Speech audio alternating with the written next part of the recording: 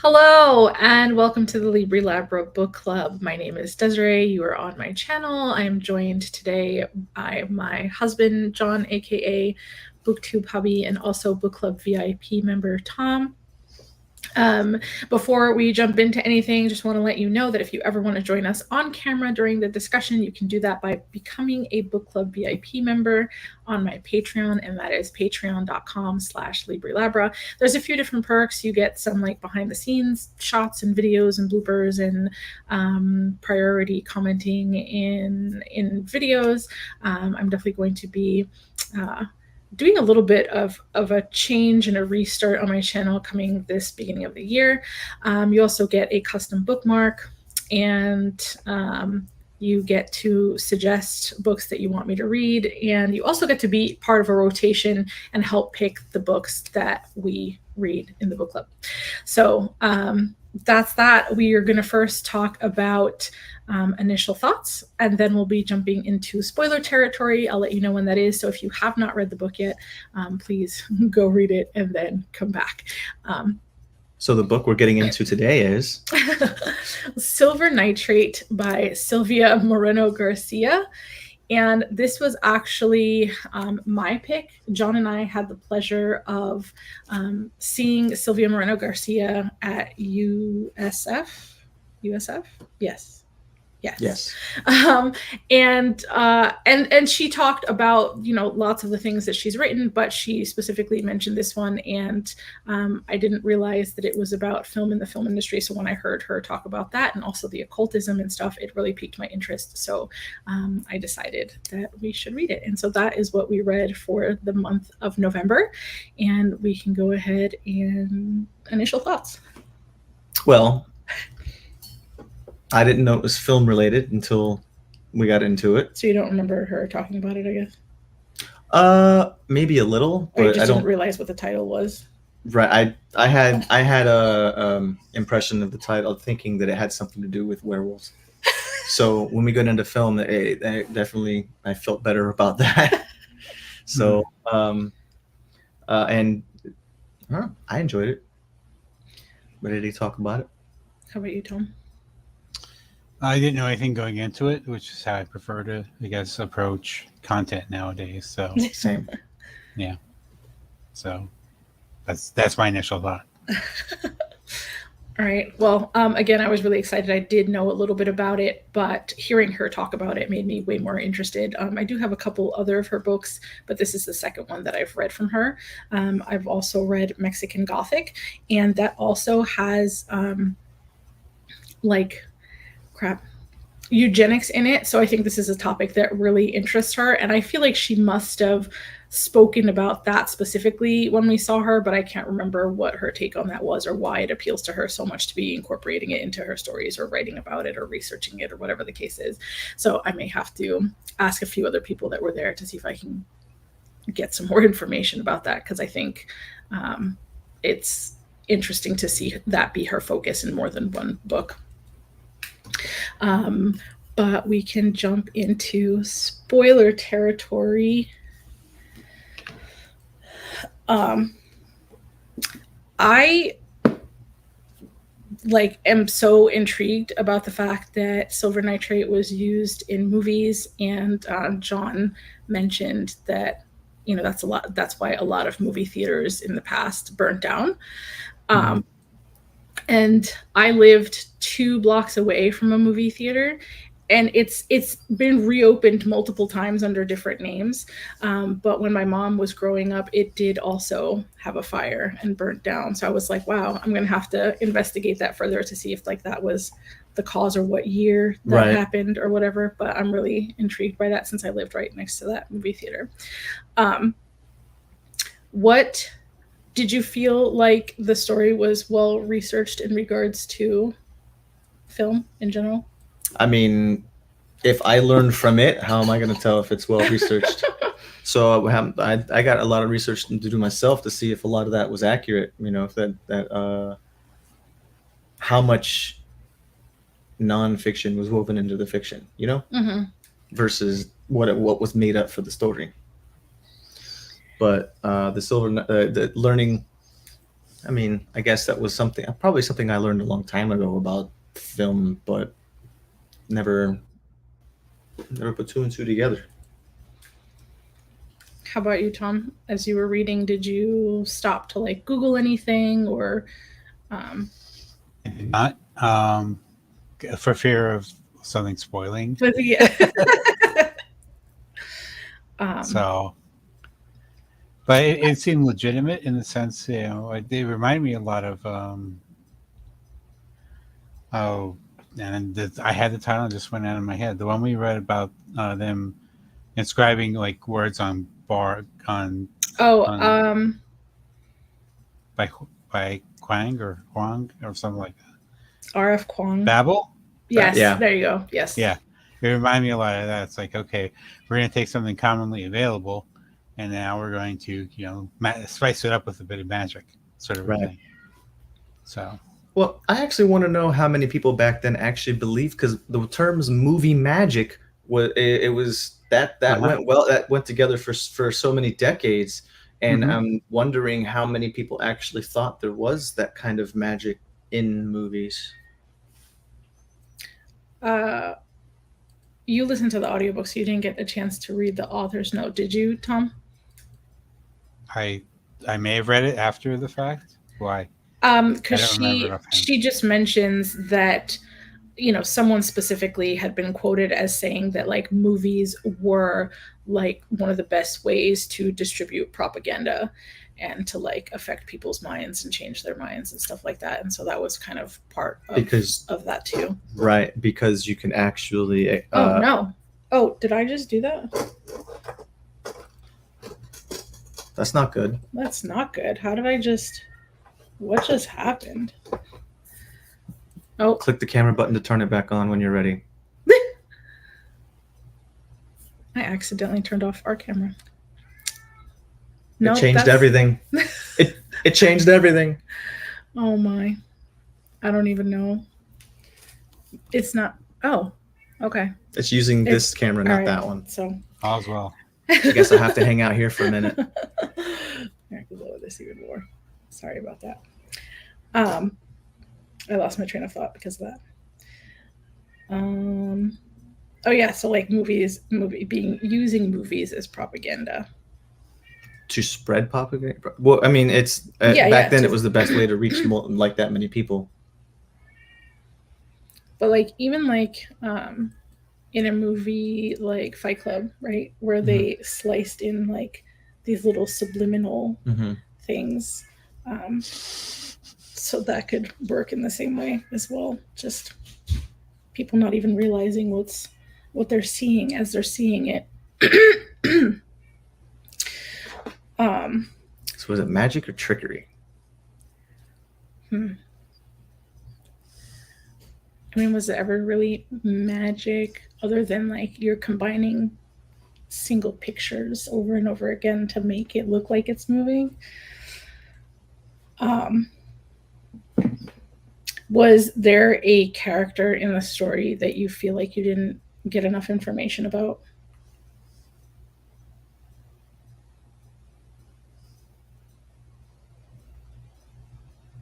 Or did you feel like you heard enough from everybody? While John's thinking. No, I think the characters were, you know, as fleshed out as they needed to be, you know, for the story. Tristan got a little bit on my nerves toward the end. It's like, look, I understand the function you're playing here, but, you know, chill out. Annoying in what sense? Oh my God, I don't want to do this or I don't want to do that. Yeah, we know. That way throughout the goddamn book. This is not a surprise. I mean, he seemed like the only sane one in the story at times. Yeah, but it's almost like a role reversal. It's like, you know, the woman's like I'm the can-do person. He's like, oh no, you know, not save me, but you know, like, oh, I'm afraid of this and that and the other thing.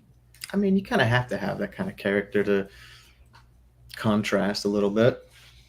You do. Just a little bit, though. Yeah, a little bit. Yeah. Yeah. I get it. I assume that I'm probably the only one that was expecting there to be more of a romance between them. Probably. Yeah. I'm surprised it wasn't, but Yes. good on Silvia for not It was forcing just, the it romance wasn't, and everything. I think she talked about that Yes. too. She said that was definitely not the main focus of the Right. story at all. I But- mean, put it this way: if it did happen, it'd be like so against what we were told, like throughout the story. It's like, you know, what's this sort of a thing. But they kind of did at the end. Yeah, they got to, you know, Like They were they finally discussing it. agreed to each other. That's the kind of one of those. I guess if we're and she was disgruntled about it. She was like, "Why couldn't you have brought this up 25 years ago?" And he was like, "Well, what are we going to do? Wait till we're like." I thought that was really funny because he said something about, "What are we going to wait till we're like 89 and Well, then we I'll have have a heart heart attack?" attack. How we have sex. At the time, he could have hot actresses or anybody he wanted. So that's why. True, that's right. I mean, in all honesty. I mean, I guess I think their friendship was painted pretty realistically. I'm sure that happens to people in that way, where like, because there are people that kind of just disappear off the face of the earth when they're with somebody else, Mm-hmm. And you don't hear from them at all. It's like months, years can go by, and you're like, haven't seen that person, hasn't come out to hang out with the group, and then all of a sudden they break up, and now they have friends again, which is unfortunate that some people are like that, but. I think we're also being told even though it's not from the first person, we're getting it from Montserrat's point of view in the sense that, you know, I'm in love with you apparently, and then you just come by when you need something. When you need something. Yeah. I was a little worried about how he was going to behave, kind of having that foundation, because she was like, you don't think about anybody but yourself. And he demonstrated over and over again kind of his selfishness. And so I was worried that he was just not going to be helpful at the end. Like he was either going to be too scared and just run or not participate. But I guess going through everything with her made him finally realize how much he cared about her. So I did have some questions. I don't think there's a character that I want to know more about. I think they were fleshed out pretty well. What would you say? Well, go ahead. Sorry. No, go ahead. As I say, while you were looking up the questions, like, okay, who didn't think of Raiders of the Lost Ark while reading this? Because I don't know if I have watched that in its entirety. Okay, then yeah, you wouldn't. Yeah. But I mean, I can't say anything because if you haven't watched it, I don't want to spoil it. Yeah, it's like this is like completely the end of the movie. But John, if you've seen it, you know what I'm talking about. Yeah. Yeah. So, anyway, go ahead. What did you enjoy most about Silver Nitrate, and like what did you struggle with? I guess we struggled with Tristan. Yeah, that's one. But, yes, that's one. But what I liked, actually, I enjoyed it just because of the film aspect, and I actually really want to know how much of, because it's not just us, it's making films. How many other countries also have this magic background going into films? You know what I'm saying? Like, there's a lot of cultural, different cultures can see things different ways. So I'm very curious to how many different ways films are produced and written. Yeah. But I guess I just need to learn more languages. Well, also too, I love the fact that it was showing like Mexican cinema, not like American cinema. Because it's like, oh, we're used to that by now. So this is something new, at least for like an American reader like me. So. I don't know if I missed it, but did she explain kind of what the dead silence meant? Like, what was that a sign of? What did that signify? I thought it was just a matter of her pointing out that she knew something or someone was there, or some sort of presence or supernatural thing happening. I really like that was mentioned, because I know as I was going through school, even though I didn't take like a ton of like audio classes in digital media, they make you take like one that's like super basic, but they always tell you that people will notice when there's no sound. Correct. That there always has to be some room noise or room tone or something like that, because that is what we're used to hearing all the time. So I like that was kind of incorporated into the story, because it's definitely jarring when you hear absolutely nothing. Yeah, correct. As far as like what I struggled with. Okay, before you start that though, real quick, it also jives with Montserrat's character, because she's very audio oriented apparently, so that's what she would notice. That's what she would notice, right? Yeah, right. And I love like I wasn't even expecting that. I knew it was like film based, but I wasn't expecting her to be like an audio person. So I thought that was interesting, and I like just how they described her job and her passion for what she does. I also very much like how they used editing an audio track to simplify or explain some of the magic. So she basically, like, if you do something on this track, it's possible you might end up on this, you hear something here too, so you have to actually, they would try to use that to explain what was happening with Ewer's magic. So I thought that was very interesting too. I'm trying to think of what like I struggled with. I think I struggled fully grasping like all the players at work, in the sense of like everybody who had eventually helped Ewers in the beginning, and like Evers is yeah. We thought it was just different because it was sped up. While I was listening to it, it sounded like they were saying Eva, so I was like, "Who's Eva?" And John was like, "What?" So, I thought it was like an ex-lover of Abel, and then John was like, "No, there's no Eva," and I was like, "I gotta go look in the book." But understanding like each person's motives, because I was like, who was helping him, who has like bad intentions here, who betrayed him, who doesn't want him to come back, who killed, like I just I had a little bit of a hard time connecting all of those things. Clarimond was the one that attached herself to Abel and then cheated on him with Evers. And then so Alma was using Evers' magic to keep herself young. Right. So stopping anything to happen or doing anything, whatever. I think they explained that her acting career kind of had fizzled out, but she was still, using the magic to keep herself relevant and in place. And then so that was Alma, and then I forgot her name already. Clarimond. Yeah, Clarimond was actually trying to bring Evers back, and when Tristan was like, "We got to pick a side," and she's like, "No, both of them want something." So it was obvious, but we didn't know who was killing and who was doing all the stuff until later on. But again, all of them were kind of at fault for all the death around everything, because I think they explained that Jose and Alma, or Jose and someone else, were the ones responsible for having Evers killed. I think it was Alma, according to Clarimond. Yeah. Okay. Yeah. Oh, because she called both of them. She called her a murderous bitch. Remember that? Yeah. So it's just Silvia led us to think it was somebody else doing this thing, and then it was basically it was split up between the bunch of them. And what was Abel's motives? Because he was disappointed that the film was never completed, but what, like, when he brought them on to complete it?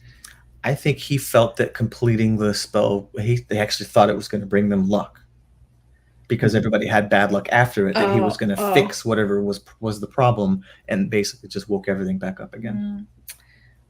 Interesting. I had not expected it to be so I guess paranormal. So that's interesting. I thought it was just gonna be like film and maybe like some occultism stuff, but not at the level that I didn't expect, like spells and runes and. I mean, as soon as you step into the occultism, all sorts of things will, yeah. But okay, so did anybody think Horcrux when about the film? I certainly did. That's funny. That is funny. I did not, but I can see why you would. See, when I read books like that, I like to know how the magic works in this particular setting. So. See, I like how she explained that Evers explained things without telling us how it all works. So right. That's one of the things that I was, well, then I want to know. So, but again, that's not something that you can really flesh out too easily. And that's why she did it that way. Right. That's a lot more work. Yeah. Were you afraid that Montserrat was kind of being possessed while she was doing her research and learning more? Or like kind of being taken over? Because obviously Tristan felt that way, and he kept telling her like, stop reading the stuff, stop. And then she was like, no, but I need to know. Did you feel like Tristan felt, or did you kind of believe that she was just researching and trying to find out information? I think they said throughout the book that not Evers himself was seductive, and the knowledge which he possessed, the same thing. And then to show that, it's like, yes, this is a thing that, yes, you're learning about, and it's really cool, but just don't go over that precipice, sort of a thing. So it's like there before the grace of God goes her, she could easily become the same thing or something different. You know what I mean? She just seemed like such a strong character to me that she had me totally believing that she was perfectly fine, and she was interested, but from like a knowledge standpoint, not from anything else. I think I would want to know when it more. Started, yes. When it started, yes. But like, I didn't realize she had gone too far until later on in the book. She recognizes it herself. That was when I was like, oh shit. Like, because I really didn't think. When was that? Towards the end of the book. It was probably like the second to last chapter or something, when she finally, like, after the spell had been broken and Evers was gone and the film was destroyed and everything, that's when she recognizes how much of a pull and how alluring all of it was. Actually having that kind of power, or the idea of it. Oh yeah, absolutely. And then having the fact that it was pulled away completely. She said it felt worse than any other pain, like any physical pain that she could have. If you're addicted to it, of course. Right. Okay, I do recall that now. And I mean, if we look at villains in history, it seems like all they ever want is more power. Yep. Yeah. No, but they according to them, they are always the heroes in their own story. So that's what narcissism does. Yeah. which is what Evers was, but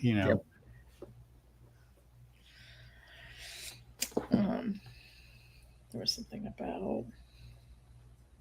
So this book might be considered an extreme take on movie magic. Which type of character would you be in a classic horror movie? Would you try to do everything on your own or recruit a friend?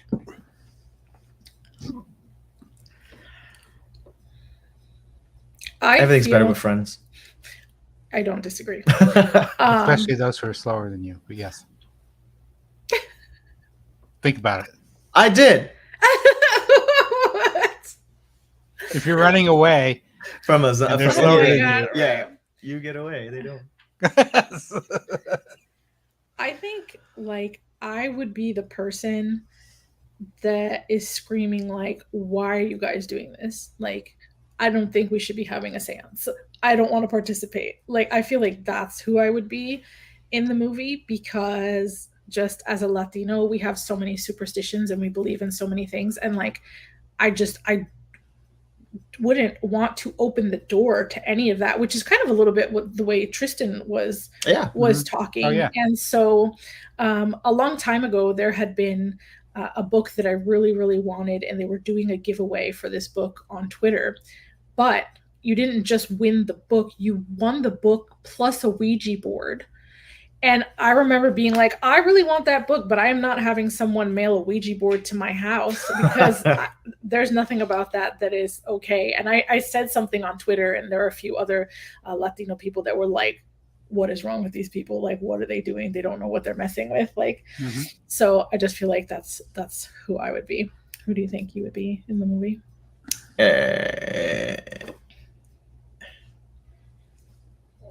Like classic movie character. In that movie? No, just like in any horror movie. Would you be the first person to die? Would you be the person that's not. Like, I don't believe in this stuff, and then, you know, making a joke out of it? I'd probably make jokes. I'd probably take some sort of action. I just don't know what. But maybe the second or third to like not to die or last to die. I might end up helping whoever else finish the problem, right, but I might not make it in the process. Because you help the hero, let's say. Sacrifices must be made. Yeah. Mm-hmm. Let me see if I move this. No, this way. It's got to go this way. I'm trying to get more of you on there. It's not working. Oh, a little bit. It is. Oh, there you go. There you go. You gotta turn it, not slide it. Okay. How about you, Tom? Who would you be? I don't know. I would like to think I was like the person, like what Montserrat did, like the research sort of person. But I probably die in like the first 5 minutes. I mean, let's be honest. But, oh, look, a green puppy. Oh, yeah. So. This is not in there, but like, do you guys have a favorite horror movie? Like straight on horror? Mm-hmm. No. That's a great question.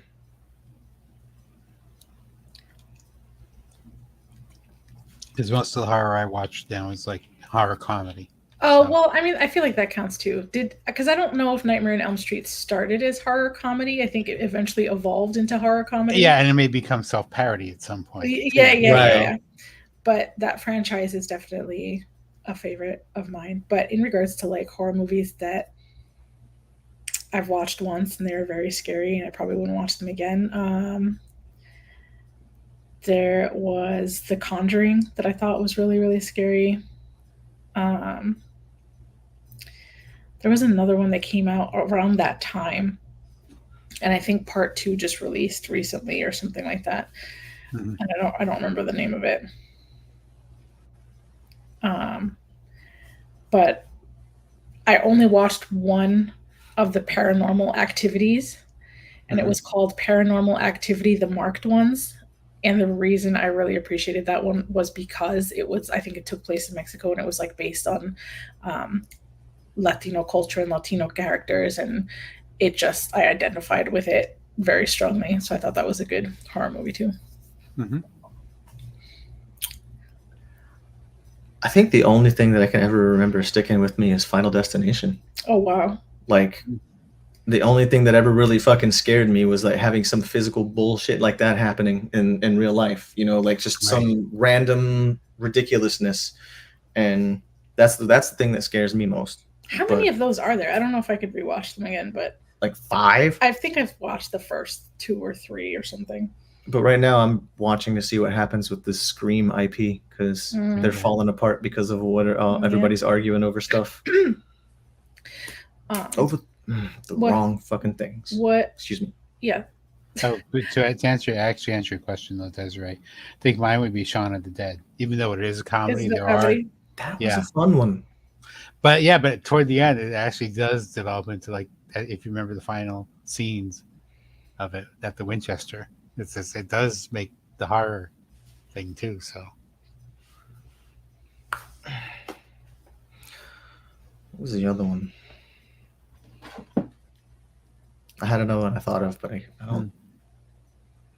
No, but I like stuff like Zombieland and what's the other one? I haven't seen that. Yeah, we haven't seen that. And Tucker and Dale versus Evil. I haven't. I want to see that too. Yeah, see. I think I have a friend in that. Despite or perhaps because of their longtime friendship, Montserrat and Tristan remain very close, although they can be very different from each other.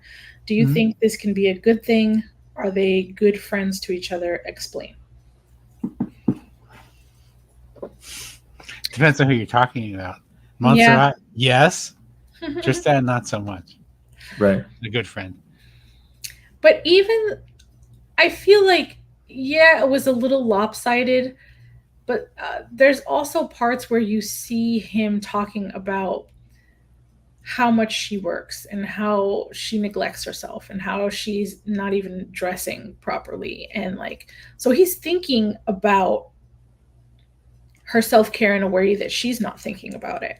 And he was also like, you know, making sure to ask her if she ate and taking her out to dinner if she didn't. So I feel like, I think he was kind of showing up for her in ways that maybe she didn't recognize, or maybe didn't necessarily want, although she kind of needed it a little bit. So Sure. even though it was still somewhat lopsided and Tristan, you know, did have like a selfish streak, I do think he showed that he cared about her. Maybe not as much when he disappeared because he was with somebody, but Right. when they were in communication and talking, he seemed. What do you think? They definitely showed that they cared about each other. But it was just a matter of when, because they had this back and forth a couple times about him not being there when she needed, but as soon as he needs something, he comes running to her in a heartbeat. Right. And I think they, you know, the author put a lot of things in there to kind of demonstrate his selfishness, like the amount of times she asked him not to smoke, but like she still sat in the smoking section with him. So like she wasn't really listening to her own boundaries, I guess, because she would like, don't smoke, and then they would move, and then he would still smoke anyway. So well, I think it's a difference when you're out in public and like a smoking session, so hey, don't smoke at my house, sort of a thing. But they were, I think at some point they were in a non-smoking section. And he asked. Oh yeah, they were. Yeah, right. Yeah. And she allowed it. That's something she will allow him. But like I said, well, she eventually allowed him to smoke that in her car, I think, as well. If I recall, so that's true. But she did lay out a lot of rules towards the end, because he was basically asked to move in with her. Essentially, is what happened. Right. She was like, "I'm not doing your laundry. You're not using my car." Like, well, I mean, his apartment was just torn up, and they put a rune over his bed. They hexed him, so he was like, "I'm not going back to that place." I understand that. I get it. And there's a murder across the hall. Oh my god, that too. It's too much. And who didn't know that 2:29 in the morning, or wasn't in the morning, not in the afternoon, when Abel said that he was going to die, and they're all like, and they went out and hung out in a public place at 2:30 in the afternoon. And I'm like, you know, that's not going to happen in the afternoon. That's got to be in the morning. So he's gonna, it happened. The book takes place in 1993 with many elements typical to the 90s: VCRs, answering machines, beepers, but the magic is even older. Do you think this story could have worked in a different time? Why or why not? I mean, like, it still would have to be in a time after film. After, yes, so but it could have been like, if film is the active ingredient in your story, yes. But I'm thinking about, again, Babel. It's like, no, you don't. Right. You pick something that's commonly available and say, okay, what can be paranormal about it, and then write your story that way. I think it could have worked in a different time, but then obviously it would just be a different story. So it might still have some of the same core elements, but the thing about that's particularly relevant here with film is that it does create an illusionary magic. Because I remember when people first saw the first films, they were like, like the train coming towards you, people would like dive under the seats to get out of the way and such. It's like, yeah, that's magic. I think it had to take place a little bit further back in time in order to establish that there's a lack of communication. because nowadays we can just text each other from place to place. We all have devices on our phones instead of her not being able to get a hold of Tristan because he paged him and haven't got back to him or anything like that. You know, it's like or I think there was 2 instances that are like, I couldn't find you. I didn't know what to do, so I did this.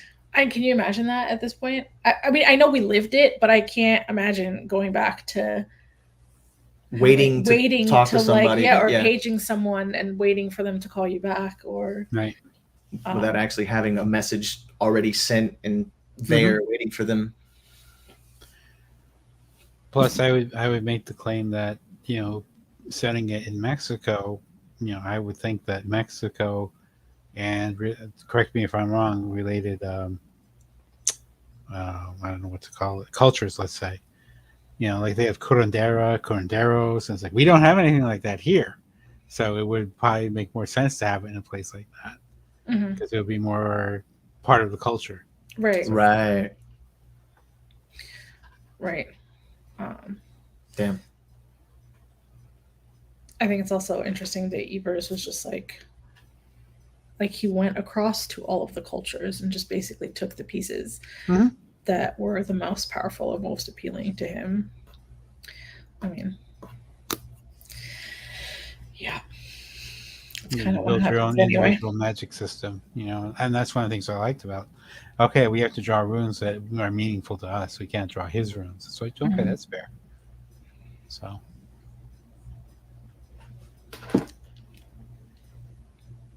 But I also remember I was thinking about D&D through like the last part.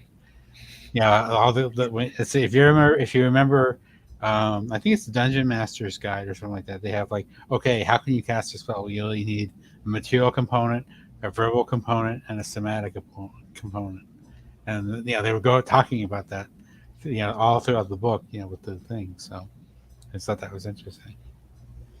I mean, how much of other people's culture has D&D taken from? Oh yeah, absolutely. Like, yeah, there's huge. The word, I think the word I want here is syncretism. It's like there's a huge amount of syncretism going through. I like that word. Yeah, it's I learned it fairly recently myself, so it was good for my reading. But it's like, yeah, people borrow stuff from everyone, like you said, all the time. It's like, okay, what's good? What can I use from this? And I know this. And you look at Marvel or DC. How many of their things are pulled from every other culture that we? Yeah, I mean, look at D&D. Clearly, it was taken from Tolkien. I can't imagine any other. Oh look, we have halflings, we have dwarves, and so on. So, yeah. The magic systems in this book are invented by the mysterious Wilhelm Evers. While this version is based on pseudoscience and a mix of cultural practices, how do you feel about Montserrat's approach to magic? Do you think magic can be practiced by anyone?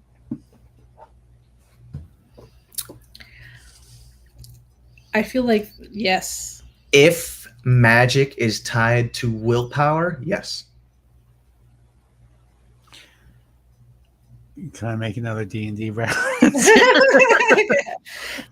Because there's a difference between wizards who get their power by learning scrolls and spells and arcane knowledge and such, and then there are sorcerers who just like, and then because they have that internal power within them and they just channel it.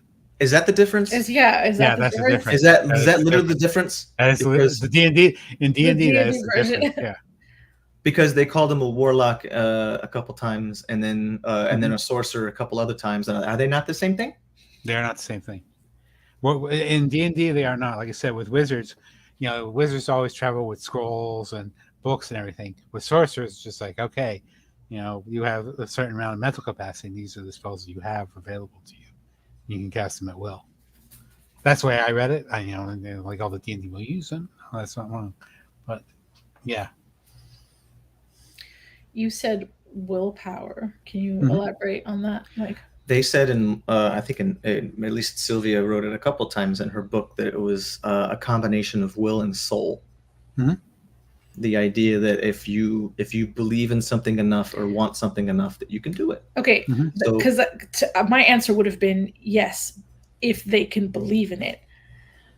But I wouldn't have identified that as willpower, so I'm just trying to. Well, if you believe in something, and actually, there's a so Warhammer 40K. Do you guys know what that is? Yeah, I do. So, I think that they're the ones that have the idea that orcs, when they build whatever the hell they build, that if everybody believes that it works, that it will.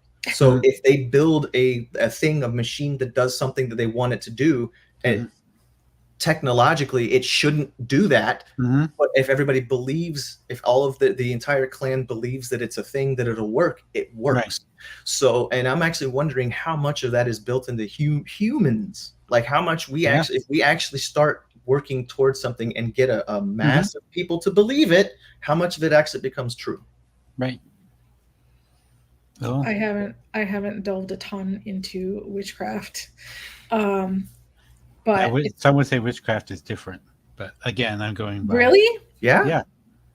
In the sense that, again, now I'm going to than like magic. Are you saying? Now let me give you another example. This is from Terry Pratchett's Discworld, and he has books about this. In Terry Pratchett's Discworld, he has wizards who are always men, but he has the witches who are always women, and they are two different sorts of magic. Like with with the witches, they're all like more like nature magic, and people go to them, I need a salve or an ointment or something like that. Whereas with the wizards, they study at the Unseen University, and they have this whole thing. So it's a different sort of magic in Discworld. So I wonder how he explains that. That's interesting. Yeah, it's like a shaman, for example, right? More along those. But like a cleric would not. Again, I'm talking about D&D stuff. Well, see, cleric is more. Anytime the cleric is said, it's more religious or holy aspect to it. Like there's a more a light and dark versus nature and fire. Well, you can elemental versus the sources of the power are different. In other words, right? The cleric is channeling their deity's power, but with shamans, they're channeling the power of the natural world and their knowledge stuff around them. Yeah. So, but what I was going to say was that even though I haven't delved a ton into witchcraft, just that like it is, connecting with nature and vocalizing intention and tapping into intuition. And like, I definitely believe all of those things are possible and that anyone could do that as long as they want to follow that like path, I guess. They want to find out what those things are. And like, I don't know. I'm curious. I'm like about like crystals and herbs and like all those other things. How much power there is in our natural world. I mean, but is there like power or is it just alchemy? Our belief? What? It's just the belief in it. The belief that. Are you telling me what's the term I'm looking for? I don't know where when you're in a controlled situation and you have placebo. We're just placebo affecting ourselves the entire time. I think so. But the thing is, if you get better, you arrive at the desired results. So it doesn't matter. I mean, how is it any different than like people saying that their prayers are being answered, right? Because they're putting out intention over and over again and believing that their prayers are going to be answered. And so that's just the power of that's secret. It's the that's secret. Not God. Well, it could be God. We don't know.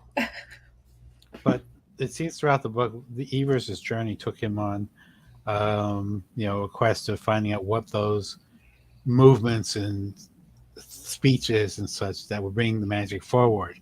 And to me, that's more wizardy because like you have to research that stuff. Right. That's more like magicians type things. Yeah. That's like, okay, if I say these words in this order and I perform this hand motion and then cast the thing into the fire, okay, then we get a frog or whatever, you know what I mean? Right. So like, what's the formula? What's the magic formula? Movies and magic are a major theme in Silver Nitrate, but what other themes did you notice?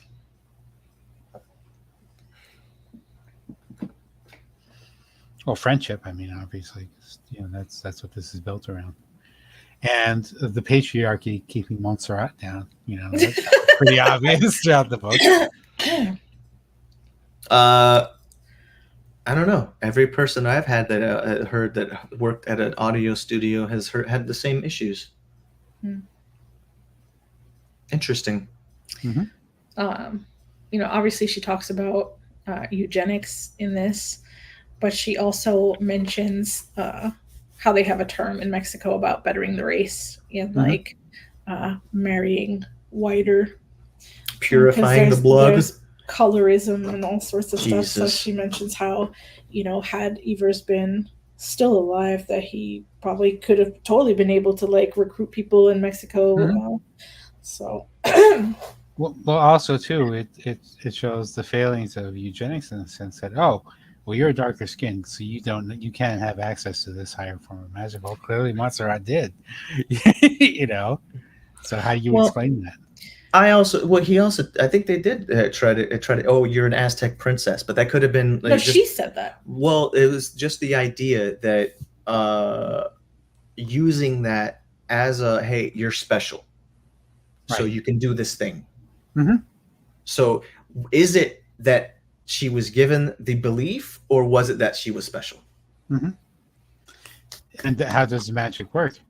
Is it a case of if I do all the studying and such, I perform the rite and I get the magic, or is it something that it's innate and you have it or you don't? And then I was curious about that too. They she did make it seem like that some people just had power in them, right? So she, as in Silvia. Okay. Yeah.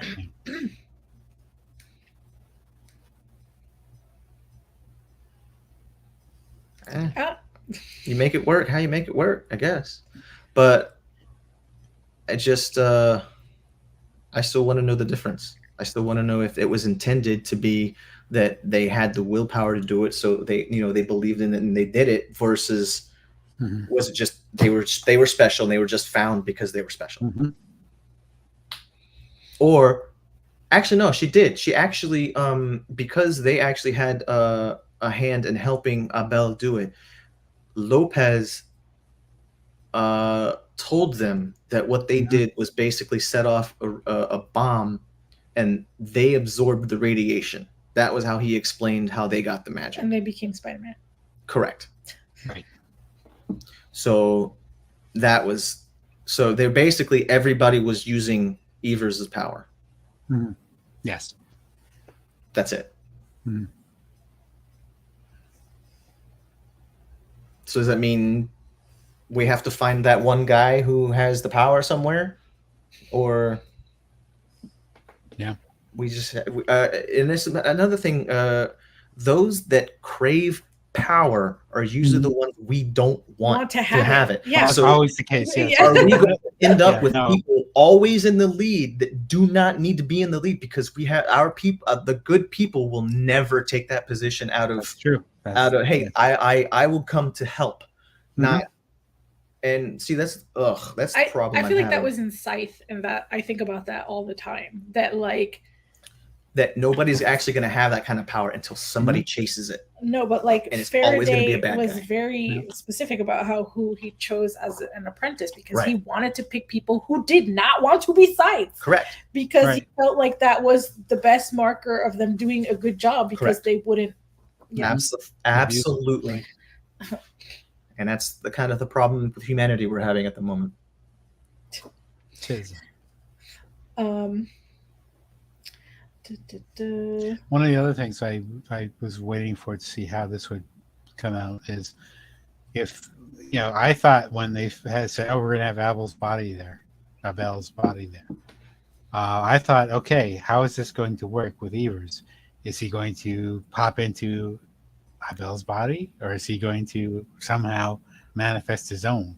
That's the thing that I wanted explained better, because if magic uses everything around you in order to do a thing, it needs something in order to take a shape.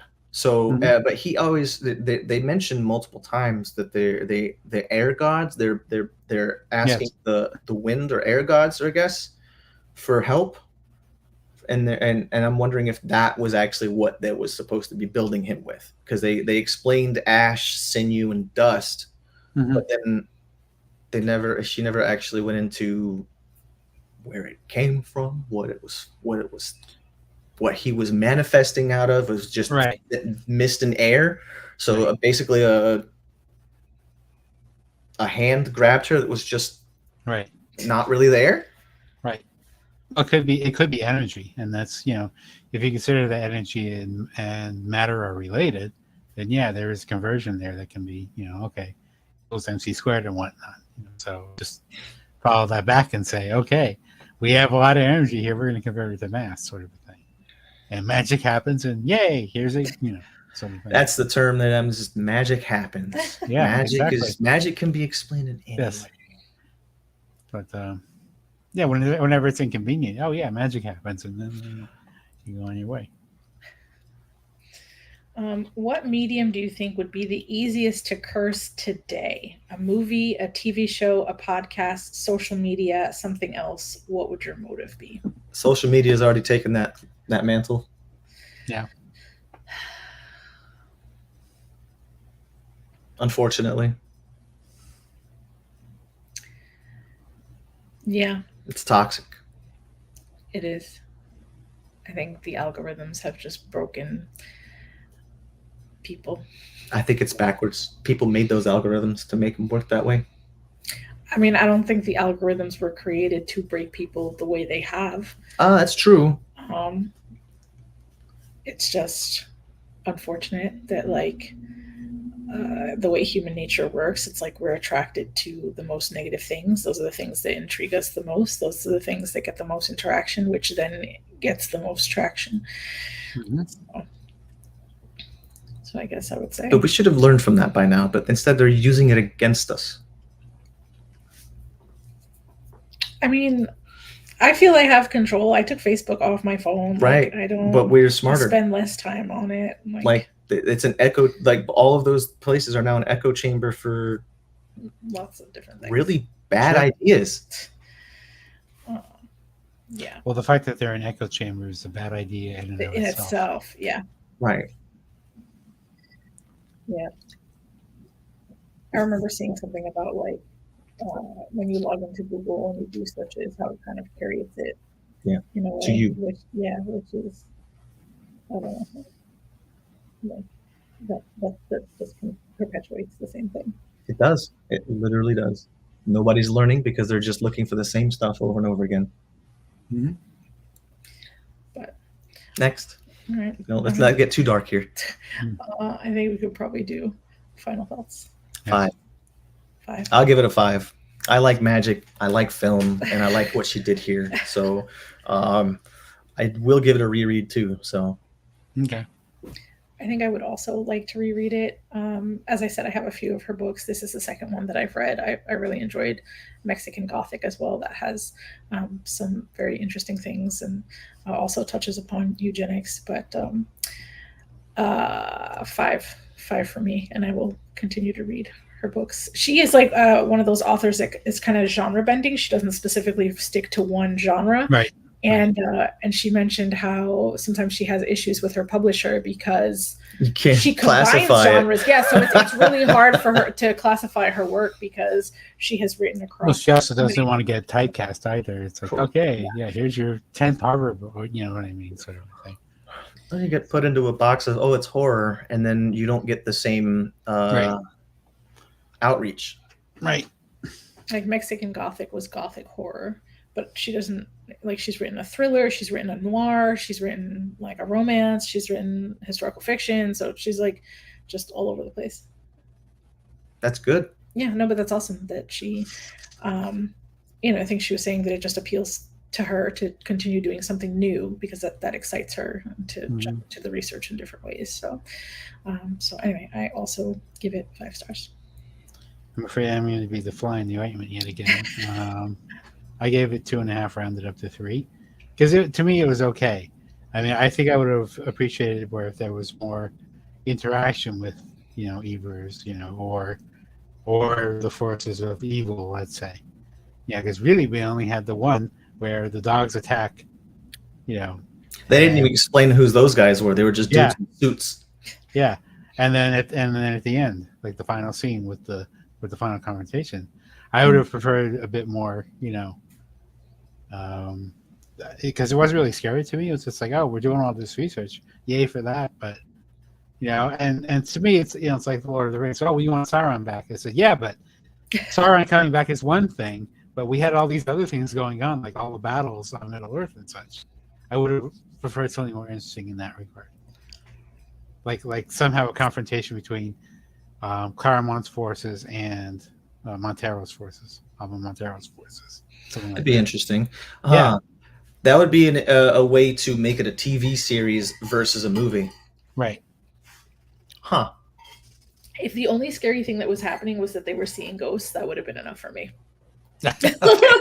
Like, I don't ever want to experience that. If I'm seeing people covered in blood in my bathroom. Tristan said that she was standing in the bathroom and you pulled the shower curtain to see her there. What kind of that's like the epitome of a horror scene right there. So absolutely I do not want that in my life. I think I also, and yes, I understand that Abel died, but I think I would have been more circumstances too. It's like, oh, look, it's so horrific. Oh, yes, he tipped over this chair, and oh, look, that's horror. It's like, no, it's not. Sort of thing. So, I was entertained, yes, but I just think it could have been more. So. All right, so we got a 2.5 and 2 5s. And I always ask this anyway, would you read anything else by this author? Oh yeah, I would certainly. Given my own druthers, no, but if I was in a book club like this, yes, I would not refuse to read it. How about that? I'm being honest. I'll probably read more by her. Yeah. I mean, if you have them, I'll probably read them. Okay. Yes, if you force me to, no, I'm kidding. I think the noir that I have. All right, I'll read it. Like Velvet is the Night, I think. I have to look into it. I have that one and I have the beautiful ones. And then she's got another one called Untamed Shore. And then The Daughter of Dr. Moreau, I think, is one. Which is like a retelling-ish. And then I can't remember what she said she was working on next, but she should be having something coming out soon. All right. So if you're still here, thank you for sticking around. I hope you enjoyed Silver Nitrate by Silvia Moreno-Garcia. Tom, can you go over what we'll be reading next month in December? We'll be reading something from J.R.R. Tolkien again. Not Lord of the Rings related. He apparently wrote letters to his children as Father Christmas. And they have been compiled and put into a book. So that's what we'll be reading. It's a short holiday read, so I imagine we should be able to get that in during December. So, no, like a 2-hour audiobook. So okay, that's all. Did you buy it? I don't know. I think it might have been on Scribd. I saw it somewhere. All right. I didn't think I had to buy it, but we'll find it. So, all right, one more time, if you ever want to join us on screen during our discussion, you can do that by becoming a book club VIP member at librilabra.com/ at patreon.com/Libri Labra. That's what I meant to say. Sorry, thanks again for joining us, and I hope to see you guys next month. So, Bye, guys. Bye. Bye.